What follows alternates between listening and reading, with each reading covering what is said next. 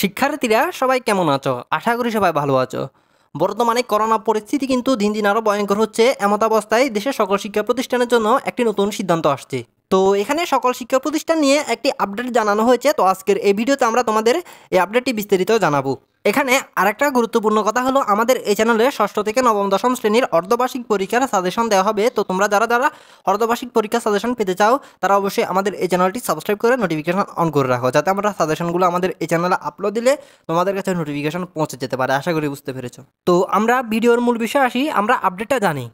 বর্তমানে করোনার প্রভাব মারাত্মক রূপ নিচ্ছে এবং ইতিমধ্যে অনেকে নিয়মিত আক্রান্ত হচ্ছে। স্বাস্থ্য অধিদপ্তরের ভিত্তিতে মাধ্যমিক ও উচ্চ মাধ্যমিক অধিদপ্তর স্কুলে জরুরি 5টি নির্দেশনা দিয়েছে। স্বাস্থ্য অধিদপ্তর আদেশে শিক্ষা মন্ত্রণালয় স্কুল বন্ধ রাখা বা খোলা রাখার নির্দেশনা দিবে। করোনা সংক্রমণ বেড়ে গেলে স্কুলগুলো অর্ধবার্ষিক ও প্রাক নির্বাচনী পরীক্ষা ফেঁচানো হবে।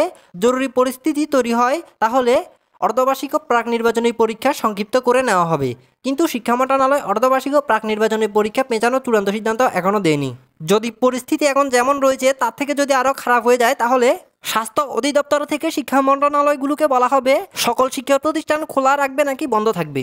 তো সর্বশেষ বলা যায়, বর্তমানে যে পরিস্থিতি, এই পরিস্থিতি যদি বহাল থাকে তাহলে সকল শিক্ষা প্রতিষ্ঠান বন্ধ করা হবে। তো শিক্ষার্থীরা, এটি ছিল আমাদের আজকের আপডেট। আশা করি এই আপডেটটি সকলের কাছে ভালো লেগেছে। যদি ভালো লেগে থাকে তাহলে অবশ্যই ভিডিওতে একটি লাইক দিয়ে যাবে। তো সবাই ভালো থাকবে, সুস্থ থাকবে। আল্লাহ হাফেজ।